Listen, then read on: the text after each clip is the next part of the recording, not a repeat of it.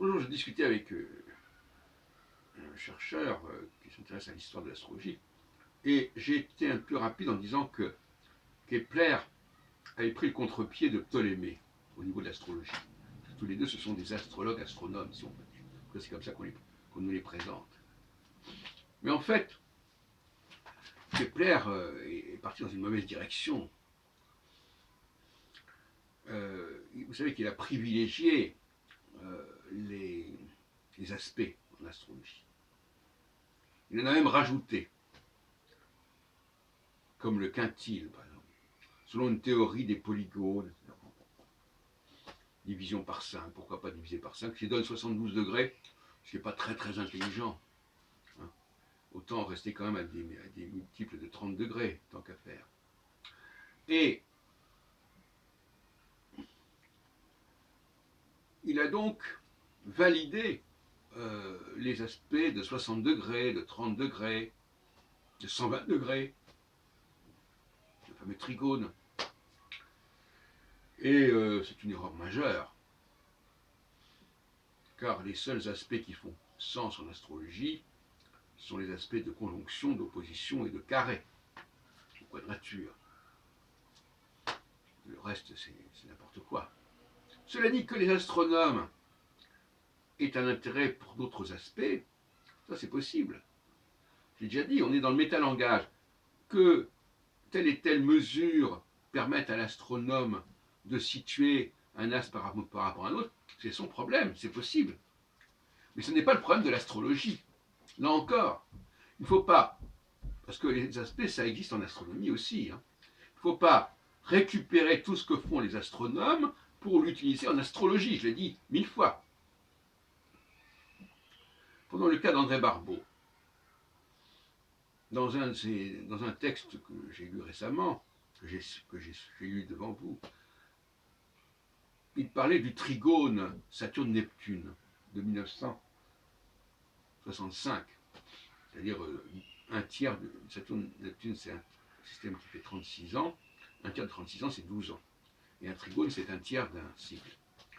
Donc, 12 ans après la conjonction Saturne-Neptune de 53, on arrive en 65. Et pour lui, c'était très important, c'était une échéance qui allait permettre à l'URSS d'égaler, voire de doubler les États-Unis. Ça ne s'est pas produit, d'ailleurs. Et en tout cas pas à ce moment-là. Même s'il y avait des éléments encourageants. Mais de toute façon, moi je m'en fous, c'est pas le problème. Il a utilisé le trigone. Et ça, c'est une hérésie. Pour moi, une hérésie. Le trigone n'est pas un aspect pertinent en astrologie. Déjà. Alors, il aurait mieux fait de s'intéresser au carré, Saturne-Neptune. Dans cette logique-là.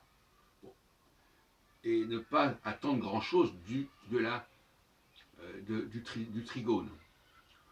D'autant plus que le carré, c'est quelque chose qui est structurellement intéressant parce que ça correspond aux 4 saisons. Ça permet les 4 signes fixes, les 4 signes cardinaux, les 4 signes mutables, qui sont respectivement au même endroit par rapport au début de la saison. Les signes cardinaux d'abord, début de saison, fixe, milieu de saison, mutable, fin de saison.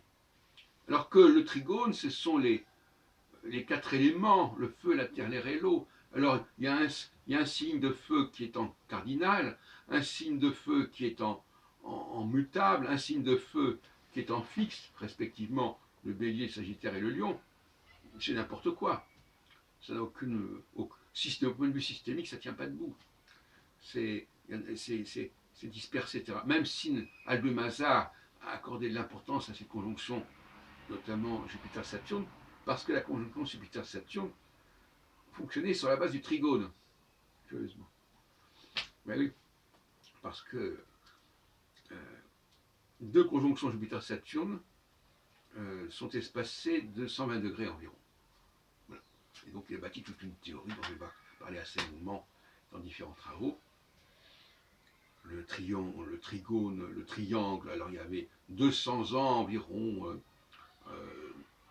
de feu, 200 ans de terre, 200 ans d'air, 200 d'eau. Il en faisait toute une théorie d'histoire des religions qui anticipait d'ailleurs sur la théorie précessionnelle qui voulait également appliquer l'astrologie à l'histoire des religions.